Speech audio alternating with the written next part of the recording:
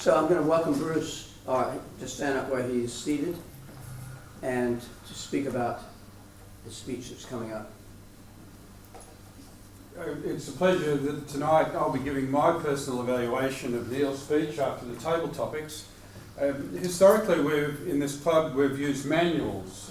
It's moving to a new system called Pathways, which is online.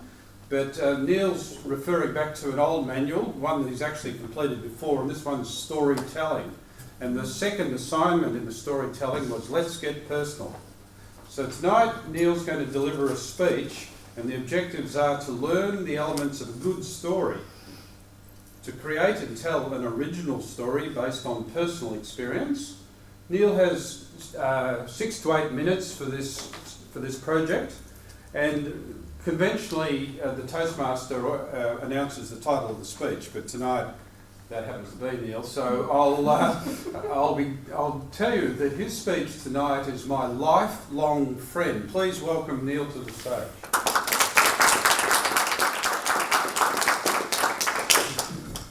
I don't really know how to do a handover with a Toastmaster.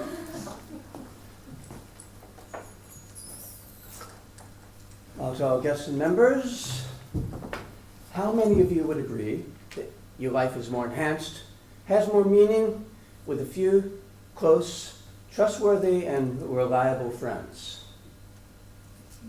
Yes. Okay. I see a distinct dichotomy between loneliness and friendship, actually, but I won't follow that tangent out tonight. That's for another night. More importantly, this is the crucial point. How do we go about attracting, by chance, new and inspiring friendships? Or do we have any control over who we happen to meet? You see, back when I was young and I was traveling mostly off the beaten trail, friends would come and go. See, I was savoring each day, and it was a given. You'd likely never meet up again. Even years later, while thumbing through the back pages of an old journal with names and addresses, places to check out, books to read, Hindi alphabet, and so on, I couldn't recall the names with most of the faces. The one exception was Grant, from Invercargill, my lifelong friend. It's funny how different memories work, and that Grant was certain that we first met by chance on a long Indian train trip, whereas the first image I still recall, he's wearing a white cotton shirt and pants, sitting inside of a mosquito net doing pranayama, a yogic breathing practice at an ashram in Andhra Pradesh. We next strangely met up at an obscure ashram north of Madras, Chennai, a tiny mud brick village called Jalalamudi. The entire place revolved around a remarkable woman who was seen as the embodiment of the Divine Mother, Jalalamudi Amma.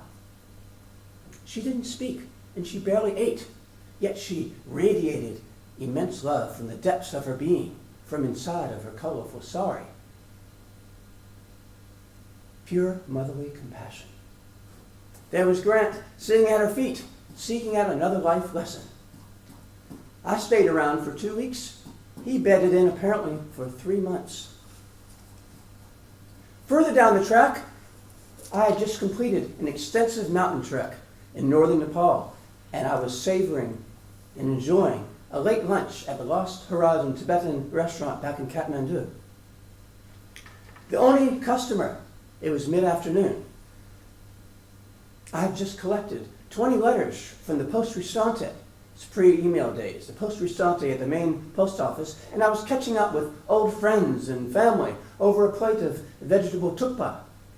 Now, while twirling my fork around some noodles, I glanced up at the door and saw a familiar face. Wow, it was Grant, again, with a stunned look on his face. He'd just arrived in town, and he was also out for a late lunch. Now, in a city with dozens of restaurants, had he selected the Lost Horizon unwittingly? Or had the stone-carved Buddhas out front mysteriously drawn him towards the door? So serendipitous it seemed.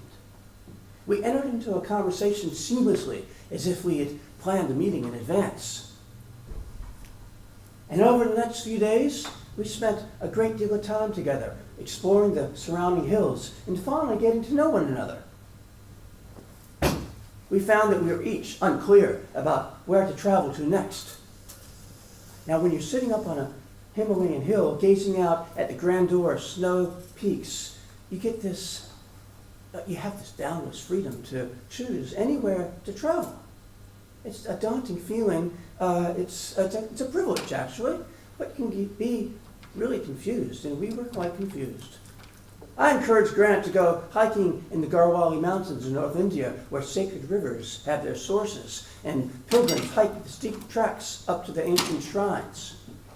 Myself, I had just read in a letter that my grandmother had passed away, and she had left me $1,000, which was a considerable sum of cash at the time, considering my frugal budget of living on less than $10 a week. So I decided to travel into Thailand and down to Indonesia. Upon landing in Bangkok and finding a suitable hotel room, I decided to check out the nightlife. Now, having just spent over a year in India and Nepal, I entered into a very different reality.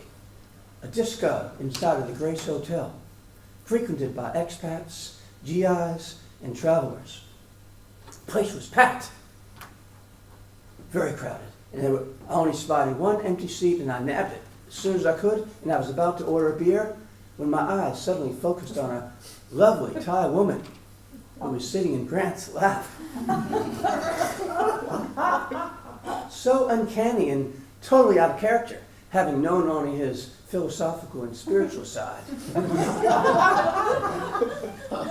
Yet he seemed equally immersed in this element, completely comfortable in his skin. We spent a modest amount of time together then, but I had places to go and Grant was never in a hurry.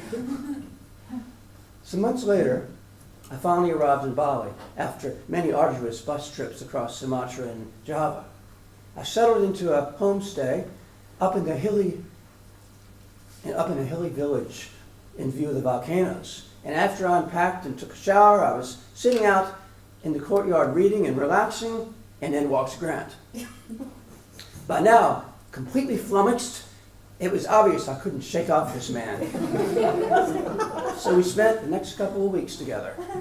At night, we'd spend most of our nights sitting beside the rice paddies, listening to the frogs croaking and the water flowing, and we were playing these melodic cymbals and sharing stories. This is what you do. In the day, we'd roam through the morning market, eating black rice pudding or eating rambutans and mangosteens, the local fruits. We would gaze at the old women smiling through their betel nut orange-stained teeth, and with a constant smell of clove-scented cigarettes in the air. We were living day to day, in the moment, with no bills to pay. No worries, mate. At a full moon festival ceremony in the monkey forest temple with hours of gamelan music and the Wayang Kulit shadow puppet play, we made a pact. We decided to stay in touch and even to spend time together back in New Zealand, which is what we did. His home was on the mountainous South Island with less than 1 million people.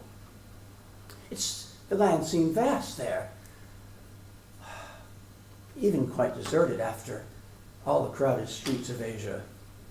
We spent a lot of time trying to make sense of our time in Asia and how to move forward. You see, our hearts have been touched by so many faces and so many experiences, so much that we had seen and smelled and tasted was absent in New Zealand. In fact, life there bordered on boredom.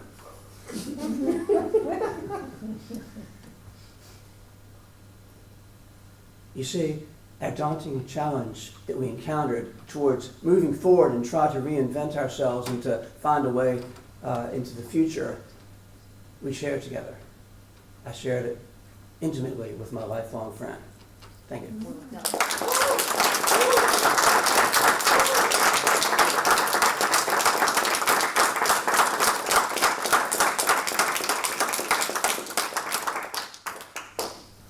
Thanks.